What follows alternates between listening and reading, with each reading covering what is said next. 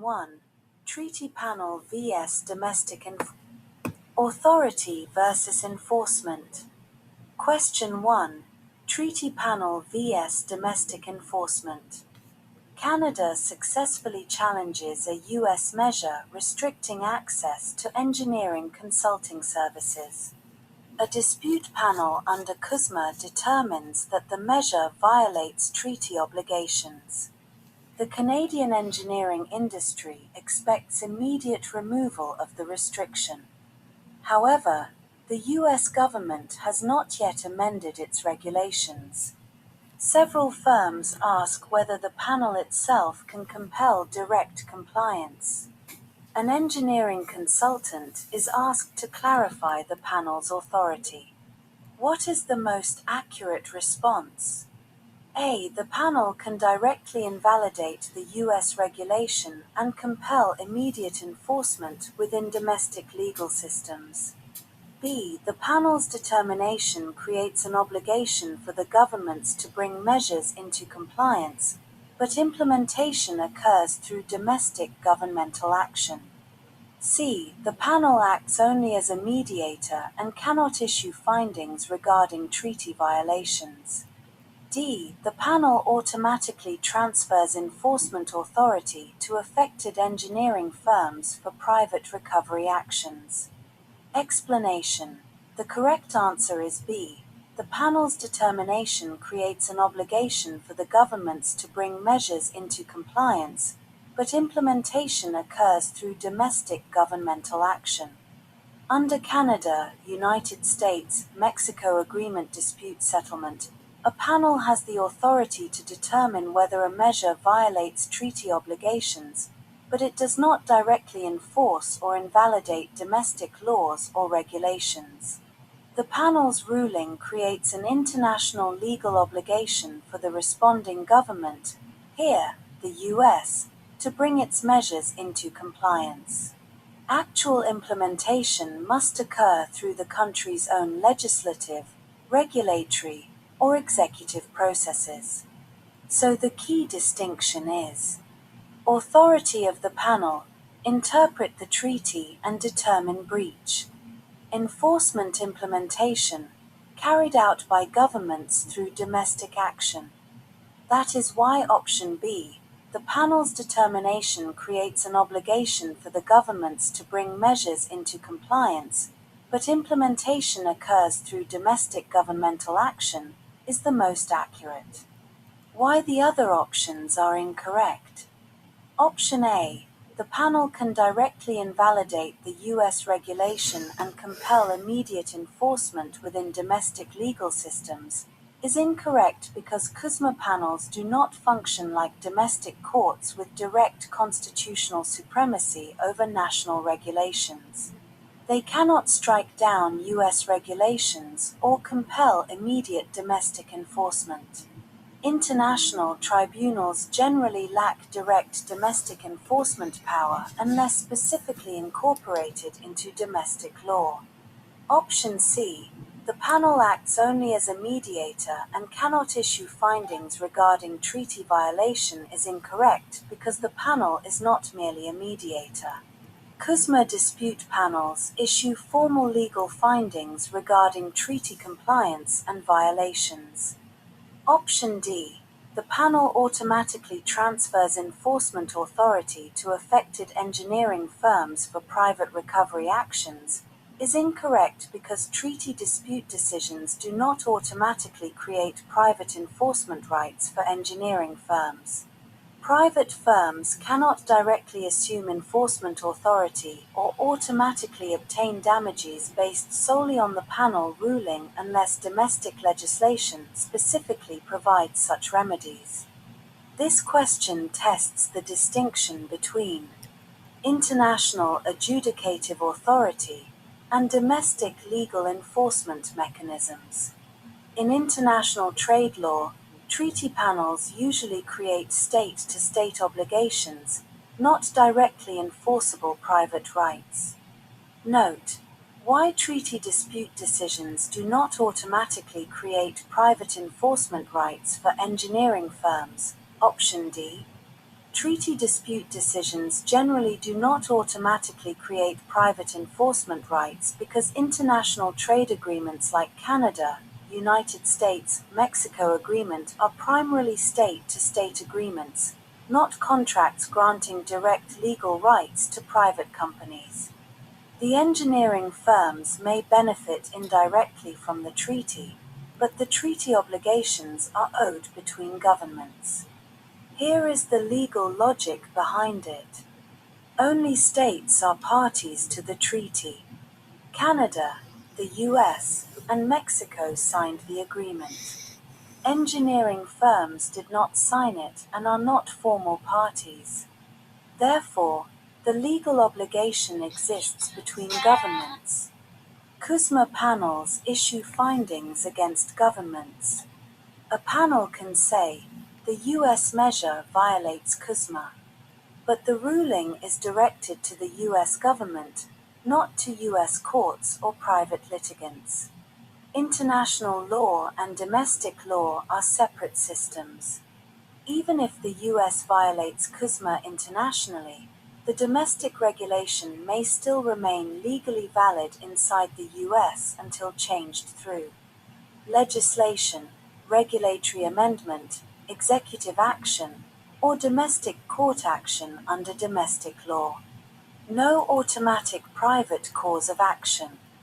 Unless domestic legislation expressly says, private firms may sue directly under CUSMA. Firms usually cannot go to court claiming, the treaty panel ruled in Canada's favor, so give us damages. Trade agreements usually rely on governmental enforcement. If the losing state fails to comply, the remedy is usually negotiation, compensation, retaliatory tariff suspension of benefits, not private lawsuits. A useful analogy, a treaty panel is somewhat like an international referee between governments. The referee can declare, the US broke the rules.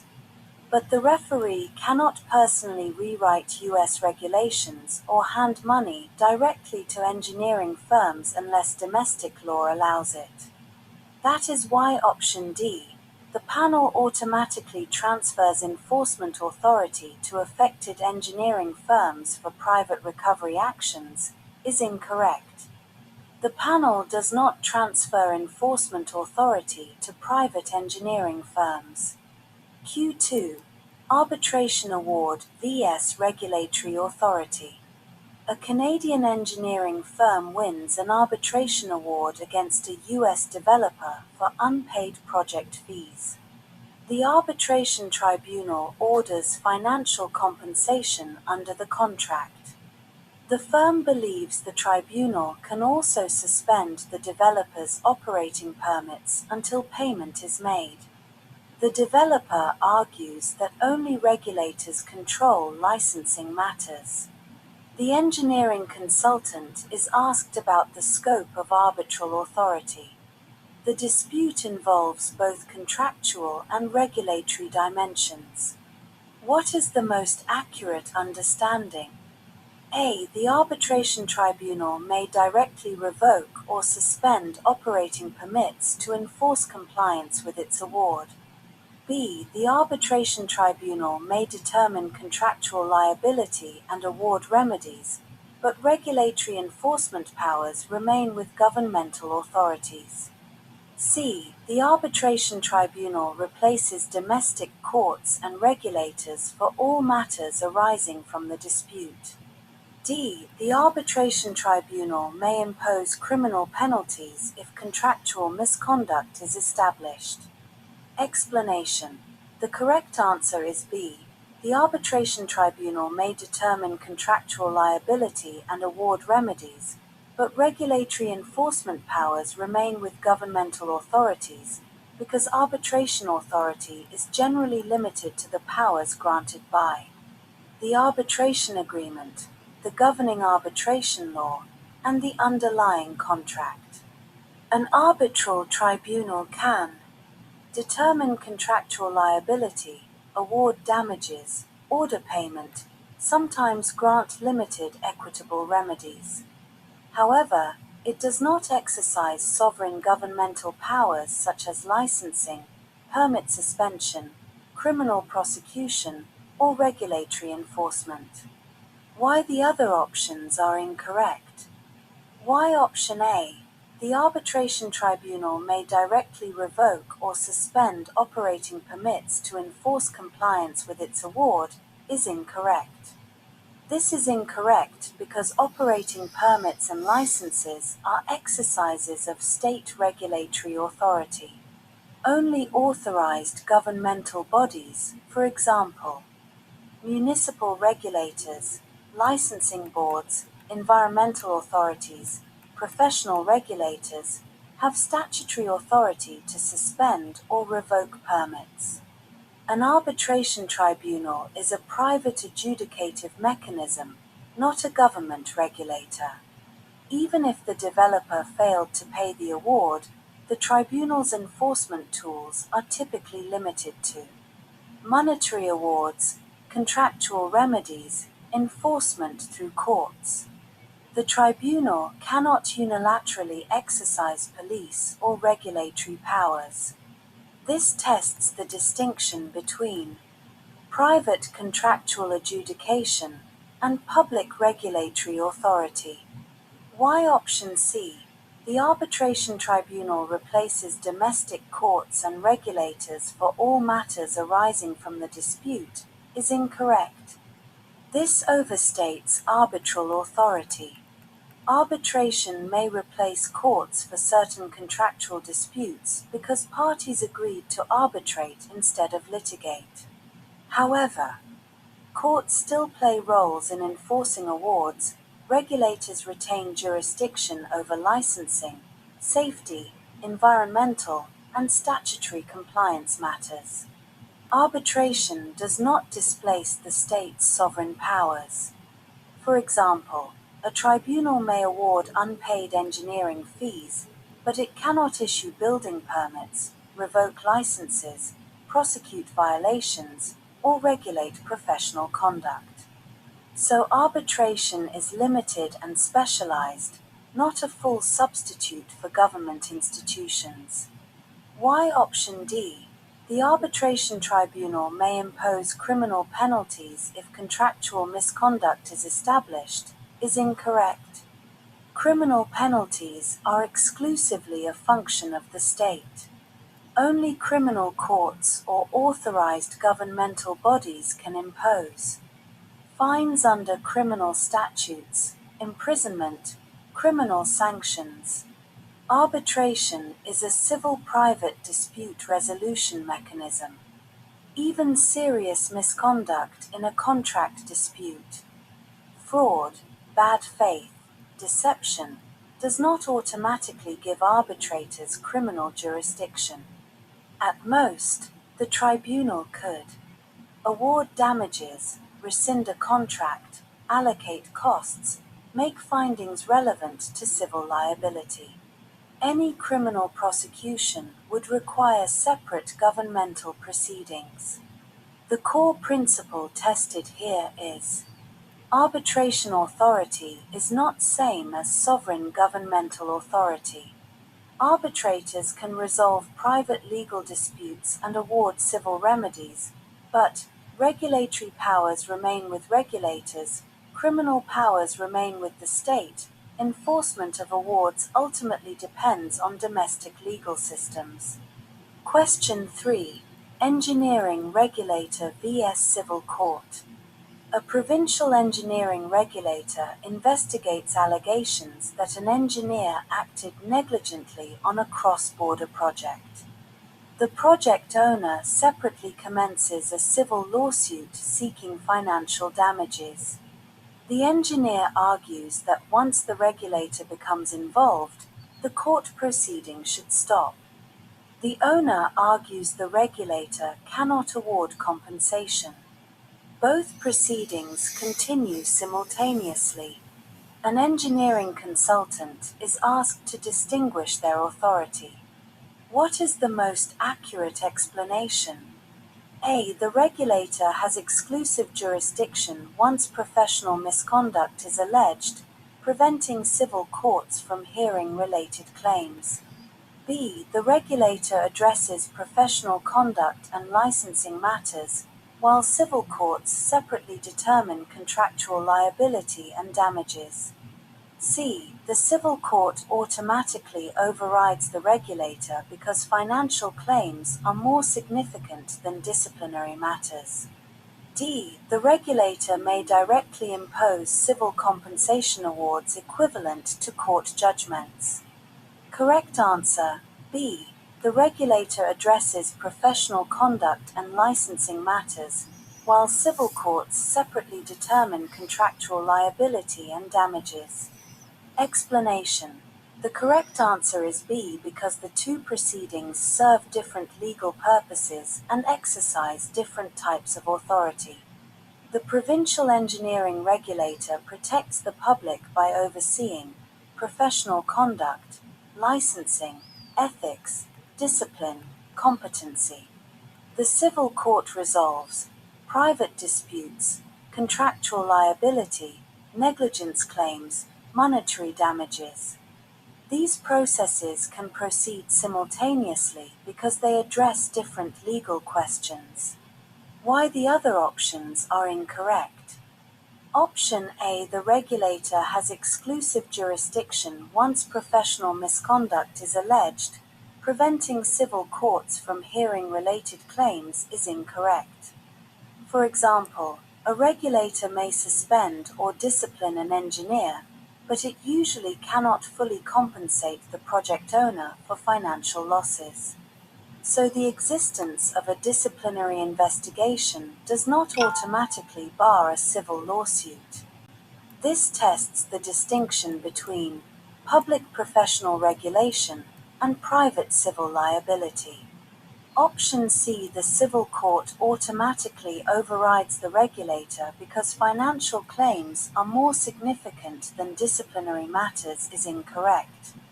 This is incorrect because courts and regulators usually operate in parallel, not in a hierarchy where one automatically cancels the other. The regulator retains statutory authority over licensing, ethics, discipline, professional competency. Even if a civil court awards damages, the regulator may still discipline the engineer, suspend a license, impose conditions on practice. Likewise, even if the regulator finds misconduct, the civil court independently determines liability and damages using civil law standards. Neither proceeding automatically overrides the other because their mandates differ. Option D: the regulator may directly impose civil compensation awards equivalent to court judgments is incorrect. This is incorrect because regulators generally do not function as civil compensation courts. Professional regulators may impose disciplinary sanctions such as reprimands, fines, administrative penalties, suspension, license revocation, practice restrictions. But they usually cannot issue full civil damage awards equivalent to court judgments for lost profits, project delay costs, contractual damages, tort compensation. Those remedies belong to civil courts. Some regulators may order limited restitution, cost recovery, repayment in narrow circumstances, but that is not equivalent to a civil damages judgment. What core principle tested? This question tests understanding of the distinction between regulator, protects public interest; civil court, resolves private disputes; regulator, discipline and licensing; civil court, liability and damages; regulator, professional standards; civil court, contract tort law; regulator, can suspend license; civil court, can award compensation; regulator, administrative authority; civil court, Judicial authority. The same facts can therefore produce a disciplinary case and a civil lawsuit at the same time. Question 4. Municipal authority vs. international obligations. A municipality in the United States adopts local procurement rules limiting participation by foreign engineering firms. Canada argues the measures conflict with trade obligations under CUSMA. A dispute panel finds that the measures are inconsistent with treaty commitments. The municipality claims the panel has no authority over local governments. The federal government is pressured to respond. An engineering consultant is asked how enforcement operates in such situations. What is the most accurate interpretation? A. The panel may directly overrule municipal bylaws and issue binding orders to local authorities. B. The panel determines treaty non-compliance at the national level, after which the federal government is responsible for ensuring conformity within its jurisdiction. C. The municipality may ignore the ruling because international obligations apply only to federal agencies. D. The panel automatically acquires supervisory authority over all affected municipal procurement decisions. Explanation. The correct answer is B because under Canada, United States, Mexico Agreement and most international trade agreements, treaty responsibility operates at the state or national level, even when the offending measure originates from a municipality or province or state. The panel determines whether the country is in breach of its treaty obligations. After that, the national government is internationally responsible for bringing measures within its jurisdiction into compliance. A simple way to understand this is, under Canada, United States, Mexico Agreement, other countries deal with the country as a whole, not separately with its cities, provinces, or states. So if a municipality, a province, or a U.S. state creates a rule that violates the treaty, the international panel still treats it as a problem of the national government. For example, a U.S. city blocks Canadian engineering firms. Canada complains under CUSMA. The panel decides the rule violates the treaty. The panel does not say, only the city is responsible. Instead, it says, the United States is responsible for fixing this. Then the U.S. federal government must work within its own legal system to make sure the local rule is changed or corrected. Think of it like this. Level, municipality made the rule. Responsibility, local action. Level, United States signed the treaty. Responsibility, national responsibility. International treaties work country to country, not city to city. Why the other options are incorrect. Option A. The panel may directly overrule municipal bylaws and issue binding orders to local authorities, is incorrect. This is incorrect because international trade panels do not function as domestic supreme courts. A CUSMA panel can interpret the treaty, determine non-compliance, issue findings recommendations. But it cannot directly invalidate municipal bylaws, rewrite local procurement rules, issue enforceable domestic orders against municipalities. The panel's authority exists in the sphere of international law, not domestic constitutional supremacy. Implementation still requires federal action, state-provincial cooperation, legislative or regulatory amendment through domestic legal processes. So the panel influences compliance indirectly through state responsibility, not direct local command authority. Option C. The the municipality may ignore the ruling because international obligations apply only to federal agencies is incorrect. This is incorrect because, in international law, a country is generally responsible for the conduct of all governmental levels within its jurisdiction, including federal, provincial, state, municipal authorities. A country cannot usually defend treaty non-compliance by saying, "That was only a municipality." Under trade agreements, the national government remains internationally accountable. For example, if a city procurement policy violates CUSMA, the United States as a state party may still be found internationally responsible. The municipality itself may not be a treaty signatory, but its actions can still place the country in breach. D is incorrect. The panel automatically acquires supervisory authority over all affected municipal procurement decisions. This incorrectly exaggerates the panel's role. CUSMA panels do not become ongoing administrators or supervisors of municipal operations. They resolve a specific treaty dispute, determine compliance or breach, sometimes assess whether corrective measures are adequate.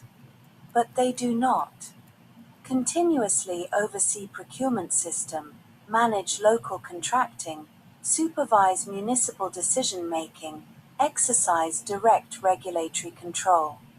Any continuing enforcement mechanisms occur through diplomatic pressure, state compliance efforts, potential retaliatory trade measures, not through direct administrative supervision by the panel. What core principle tested? This question tests the distinction between International Trade Panel determines treaty breach. Domestic government implements legal changes. International Trade Panel creates international obligations. Domestic government amends laws regulations. International Trade Panel no direct domestic enforcement power. Domestic government holds constitutional regulatory authority. International Trade Panel operates at state-to-state level. Domestic government controls municipalities' agencies. So even though the procurement rule is municipal, the treaty responsibility remains national. Correct answer, B. The panel determines treaty non-compliance at the national level, after which the federal government is responsible for ensuring conformity within its jurisdiction. Question 5. Contractual authority vs. professional responsibility. A U.S. client directs a Canadian engineer to approve a design modification that reduces construction cost. The modification technically complies with minimum local code requirements but raises long-term durability concerns. The contract gives the client authority to approve design changes. The client argues that contractual authority removes further responsibility from the engineer. The engineer disagrees and documents professional concerns. A dispute later arises regarding accountability for performance issues. What is the most accurate understanding of authority and responsibility? A. The client's contractual authority eliminates the engineer's professional responsibility once instructions are issued in writing. B. The engineer retains independent professional obligations despite the client's contractual authority, particularly regarding standard of care and documentation. C. The engineer may disregard the client's contractual rights whenever professional disagreement exists.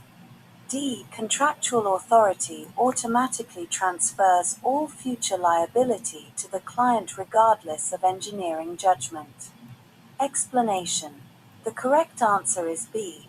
The engineer retains independent professional obligations despite the client's contractual authority, particularly regarding standard of care and documentation, because an engineer's professional obligations exist independently from the client's contractual authority.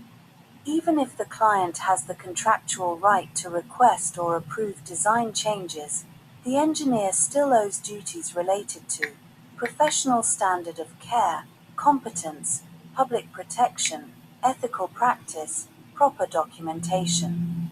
The engineer cannot simply ignore professional concerns because a client gave written instructions. Why the other options are incorrect. Option A.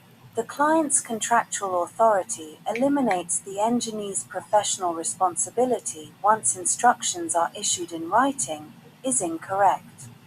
This is incorrect because professional responsibility cannot usually be waived merely by client instructions. An engineer remains responsible for exercising professional judgment.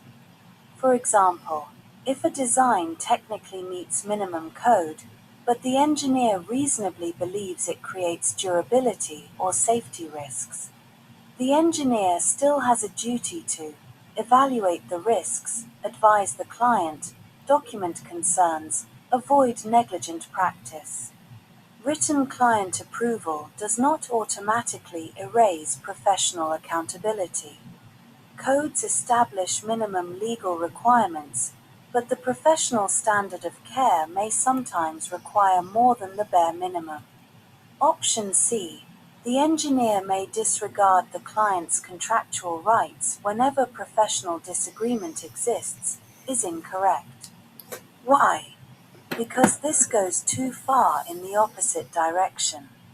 The engineer cannot simply ignore contractual authority whenever disagreement occurs.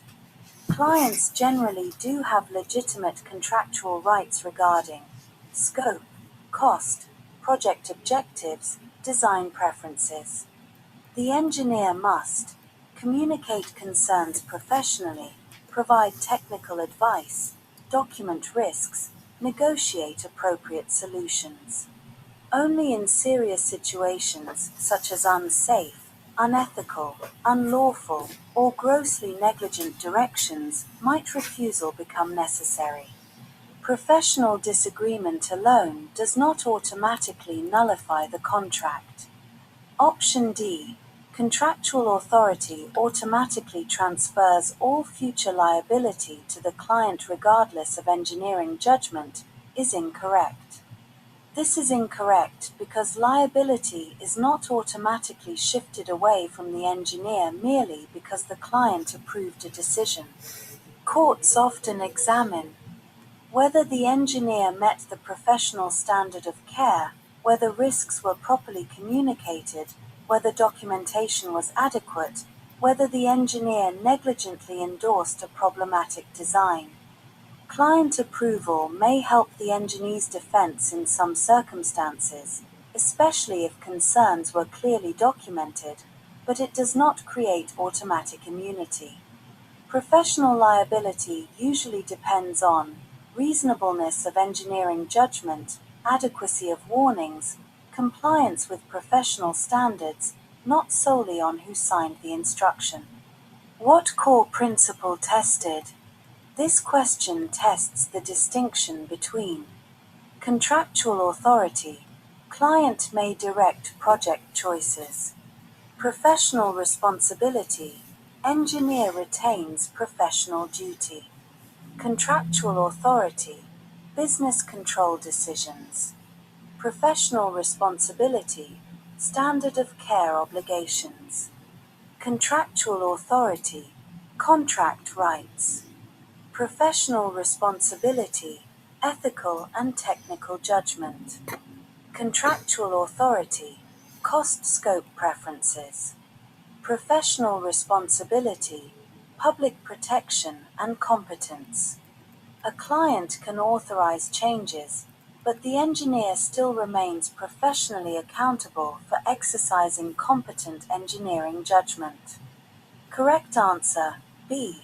The engineer retains independent professional obligations despite the client's contractual authority, particularly regarding standard of care and documentation.